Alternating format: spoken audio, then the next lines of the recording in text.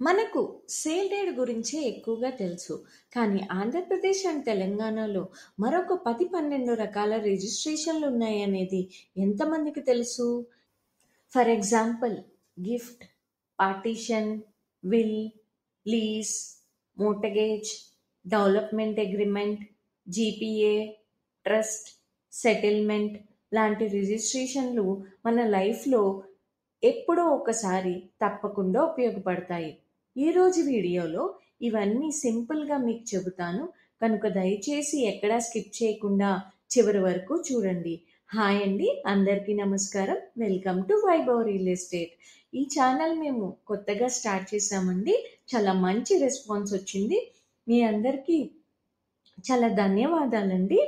ఇలాగే ఎప్పుడు మమ్మల్ని సపోర్ట్ చేయండి. Please like, share and subscribe. ఇప్పుడు మనం రిజిస్ట్రేషన్స్ గురించి చూద్దాం. సేల్ డీడ్ రిజిస్ట్రేషన్ మొదటి మరియు అత్యంత ముఖ్యమైనది. సేల్ డీడ్ రిజిస్ట్రేషన్ ఒక వ్యక్తి నుండి ఇంకొకరికి ఇల్లు, ప్లాట్ లేదా భూమి అమ్మినప్పుడు తప్పనిసరిగా ఇది రిజిస్టర్ చేయాలి. ఇది ఆస్తిపై పూర్తి హక్కు ఇస్తుంది. Next, gift deed registration. తల్లిదండ్రులు పిల్లలకు లేదా బంధువులకు ఆస్తి బహుమతిగా ఇస్తే దీన్ని గిఫ్ట్ డీడ్ రిజిస్ట్రేషన్ అంటారు. ఇక్కడ ఎటువంటి డబ్బు లావాదేవీ ఉండదు. ఇది కుటుంబాల్లో ఎక్కువగా కనిపించే రిజిస్ట్రేషన్. Partition deed registration. కుటుంబంలో అన్నదమ్ములు లేదా బంధువులు తమ ఆస్తులు పంచుకోవాలనుకున్నప్పుడు పార్టీషన్ డీడ్ రిజిస్ట్రేషన్ చేస్తారు.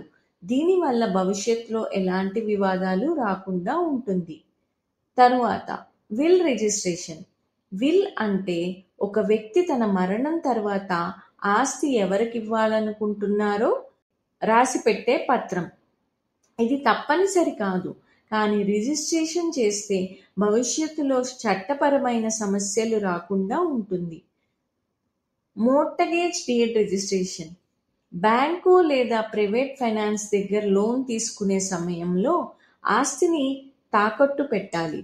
ఆ సమయంలో చేసే రిజిస్ట్రేషన్ను మోర్టగేజ్ డీడ్ రిజిస్ట్రేషన్ అంటారు.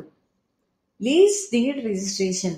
ఒక ఇల్లు లేదా భూమిని అద్దెకి ఇవ్వాలనుకున్నప్పుడు 1 సంవత్సరం కంటే ఎక్కువ కాలం ఒప్పందం ఉంటే లీజ్ డీడ్ రిజిస్ట్రేషన్ తప్పనిసరి. Development agreement registration. ఇప్పటి రోజుల్లో ఎక్కువగా కనిపించే రిజిస్ట్రేషన్ ఇది.